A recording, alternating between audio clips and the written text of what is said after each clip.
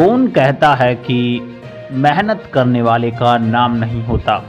कौन कहता है कि एक कठिन परिश्रम करने के बाद भी आपको फल नहीं मिलता? लेकिन आपको फल की चिंता नहीं करनी चाहिए, सिर्फ अपनी वर्क पर फोकस करना चाहिए। वही कुछ आज संदेश नेपाल के बालेंद्र शाह दे रहे हैं। बिकॉज उन्होंने जो कार्य किया सिर्फ इसलिए कि उनके शहर का भला हो सके, या फिर इसलिए कि वो एक अच्छे नेता के रूप में उभर कर आ सकें। और उसके परिणाम आपने पहले भी बहुत बड़े बड़े देख लिए हैं, लेकिन अभी एक और बहुत बड़ा परिणाम और इसका अंजाम क्या होगा वो भी जानेंगे। वीडियो के अंत तक बने रहिए। नमस्कार, मैं पीएम डीएनएस सिंह और आप देख रहे हैं कमाल यार।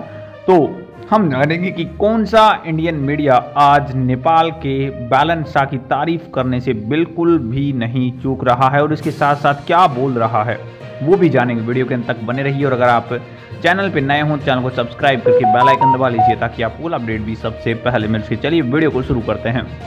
दोस्तों, मैं आपको बता दूं कि नेपाल के बालेंद्र शाह ने जो कार्य किए हैं वो ना केवल इंडियन मीडिया ने रिप्रेजेंट किए हैं, बल्कि दुनिया के बहुत बड़े बड़े मैगजीन्स के अंदर भी बालेंद्र शाह ने अपनी छाप छोड़ी है, अपना नाम लिखवाया है।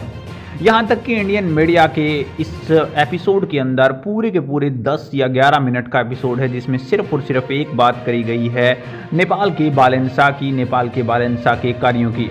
मैं आपको बता दूं कि इंडिया टुडे, जो कि नेपाल का एक बहुत बड़ा मीडिया चैनल है, जहाँ पे उनकी बातें हुई हैं और उनकी बातों को लेकर उनके यहाँ पे एक्स रैपर से लेकर आज एक अच्छे प्रवक्ता की ओर और अपने कल्चर को बचाने की ओर और इसके साथ साथ इस सिटी के अंदर जो मेयर का पद उन्होंने संभाला है उसके प्रत्येक कार्य की ओर उनका यहाँ पे ध्यान गया है। उन्होंने बखूबी ये बात चेताई है कि ये एक ऐसा व्यक्ति है जिसका जिक्र यहाँ पे टाइम्स मैगजीन के अंदर भी हुआ है। यूएसए भी उससे वंचित नहीं है, उन्होंने भी ये इसका जिक्र किया है। यहाँ तक कि उन्होंने कांस फेस्टिवल का भी जिक्र करते हुए कहा है कि इतने बड़े फेस्टिवल का हिस्सा रहना और वो भी एज ए चीफ गेस्ट तो बहुत ज़्यादा बड़ी बात हो जाती है।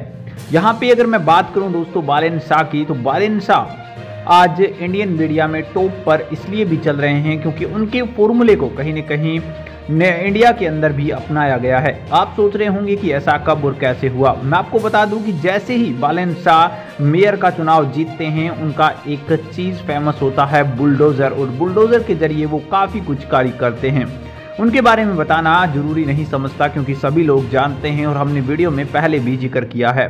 हम बात करते हैं कि इस फॉर्मूले को कॉपी किसने किया है। मैं आपको बता दूं कि उत्तर प्रदेश के जो सीएम यानी कि योगी आदित्यनाथ हैं, उन्होंने भी इस बुलडोजर का सहारा लिया है और उन्होंने अपने भाषण में भी कहा है कि जो लोग करप्शन कर रहे हैं या फिर जो लोग सरकार के साथ छेड़छाड़ कर रहे हैं उनके लिए ये बुलडोजर कभी भी और किसी भी वक्त चलाया जा सकता है।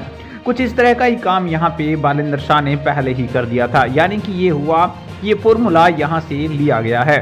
दूसरी ओर अगर बात करी जाए टाइम्स ऑफ इंडिया की, तो यहाँ पे हम बात कर सकते हैं कि उन्होंने बहुत बड़े बदलाव की ओर निशान किए हैं। इस तरह के एग्जाम्पल को सेट करके वो बताना चाहते हैं कि कहीं ना कहीं इंडिया के अंदर भी ऐसे नेताओं की ज़रूरत है।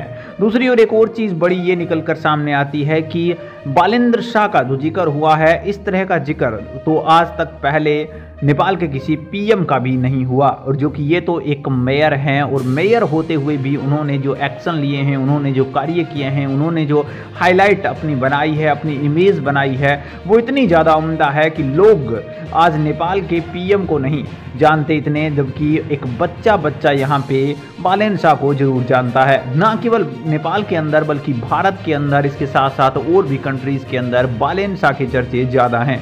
क्या आपको भी ऐसा ही लगता है? अपने विचार कमेंट सेक्शन में जरूर लिखिए। चलिए आज के लिए इतना, नया अपडेट मिलता है तो फिर आपके सामने हाजिर होंगे। वीडियो को लाइक कीजिए, शेयर कीजिए और अगर आप चैनल पर नए हों तो चैनल को सब्सक्राइब करके बेल आइकन दबा लीजिए ताकि आप फुल अपडेट भी सबसे पहले मिल सके।